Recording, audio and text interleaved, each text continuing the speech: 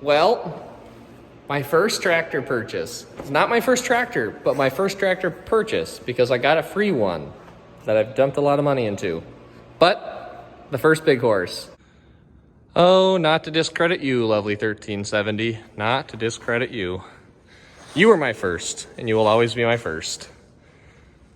But unfortunately, you're just not going to pull the tools I need you to. You're just going to pull wagons. But the Magnum will pull my coon, probably put it on the grain cart on my acres. I got to figure out what that's going to look like. It will pull my grain with wagons as well, same as the 1370, just bigger and better. And at some point, I'll put a planter behind it, and maybe someday I will spray with it. This is my big horse, and I probably won't ever let this leave my farm. No emissions, very little electronics. They just don't make stuff like this anymore. And I'm not the world's most mechanically inclined individual. Not the least, but cutting a lot of electronics out of the equation is going to be huge for me. So this fall, when I did my tillage, I rented this 8400. This is Tweet's tractor.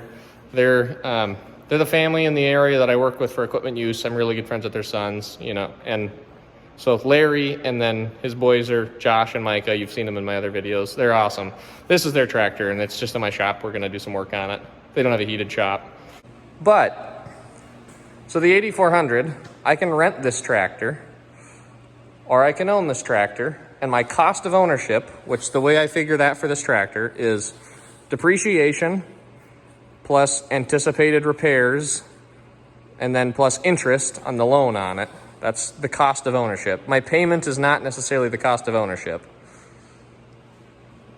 Those three values are equal to what I would rent this for when you spread the cost around the same jobs. So I'll still rent this tractor, just not for everything. And yes, I have a loan on this tractor. Debt and farming go together like peas and carrots, unfortunately. But I'm in ag lending. I know my risk tolerances, and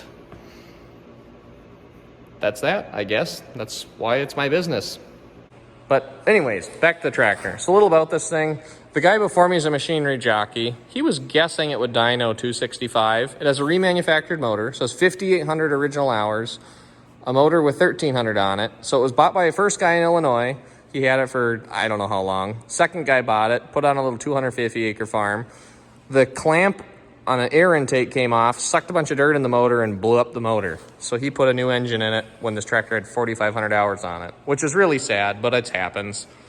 So you got to check stuff over, and sometimes you miss things. So this tractor has 1,300 engine hours, 58 on the everything else. Been really well taken care of. It's been repainted 7-8 years ago. So cosmetically, it's not bad. I mean, it's not perfect. There's some nicks and scratches here and there, and little things with stickers, and I'm going to replace the headlights. There's a crack on the headlight. But heck, this thing's a 1996. It's older than I am. So I have a couple dents and scratches too, and I'm not a tractor. But so nice things about this tractor, other details.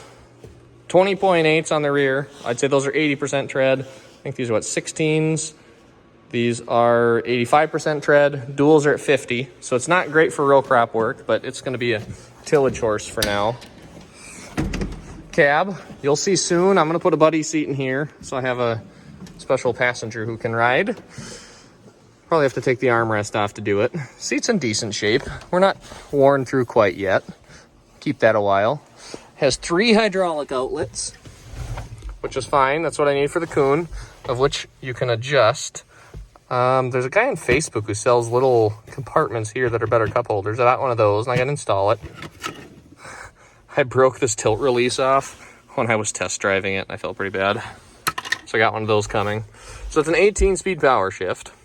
So in the 8,000 deer by this age, they have all the instrument clusters kind of off to the side and over here. And you have your controls in the armrest, where this tractor, all of it's up front. And it's just different. I don't really care either way. This tractor, if this was a John Deere with the same amount of hours, same age, same equivalent tractor, so basically that, would probably be another $20,000 to $25,000 right now. And I'm not made of money. And I kind of think these cases will outlast the John Deere as far as longevity. Maybe that's my bias. I don't know.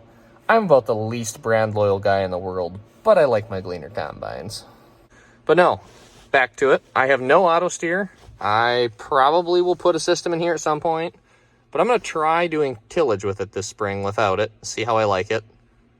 I know you hardcore, no auto steer people are going to giggle because I don't farm that many acres, and I'm talking about having auto steer and a tractor for tillage. My only reason for really caring about auto steer is I do a lot of night work because I work full time, so I do a lot of field work in the dark. I'm putting nice lights on this tractor, but even then, with minimal tillage, you know, in the fall especially, when I'm using a coon tool to level off anhydrous ridges, it's hard to tell where you've been. So I'm a little concerned as to being able to work late at night with it. And I know the old timers did. I'm going to give it a shot. We'll see if this young buck can figure it out. So I'm trying to hold off on auto steer because I don't want to spend that kind of money yet. You'll also notice Tweet's tractor has nice mirrors on it. I ordered some for this. Oh, let's adjust the camera. And I got to put them on. They're not here quite yet. But my buddy's seat is in that box. So here she be. And I got the new Magnum sticker or whatever emblem in the front coming, because little things like that bug me, especially on something I take a little pride in. The guy I bought it from painted the muffler, and it actually looks really nice, but I don't think that'll last real long. Also comes with this pretty awesome homemade hammer strap. Heck yeah. We'll see if it works for the coon. I'd imagine it will. But so this spring, this tractor will be pulling this tillage tool, my coon. 20-foot vertical tillage. And the 8400 will be on the planter. This will make a lot of things easier this spring, because otherwise you're gonna have to pull the 8400 off the planter, coon some land, pull it back on the planter, plant it, go back and forth for all of my acres. That would suck, and you have potential of having issues with unplugging the planter in, because it has a lot of tech on it. So I guess that's my brief synopsis of my first tractor. It's a little shorter video, and I guess I'm kind of making this one more for me. So if you have anything in the comments, questions, let me know, thoughts, things you want to see, drop them below. And my question for you guys, tell me if this is stupid, maybe this is the Southern Minnesotan in me. This rock box that's on the front of the weights on Tweet's 8400, do I find one to put on the front of the Magnum? Thoughts, questions, concerns? I don't know. Let me know.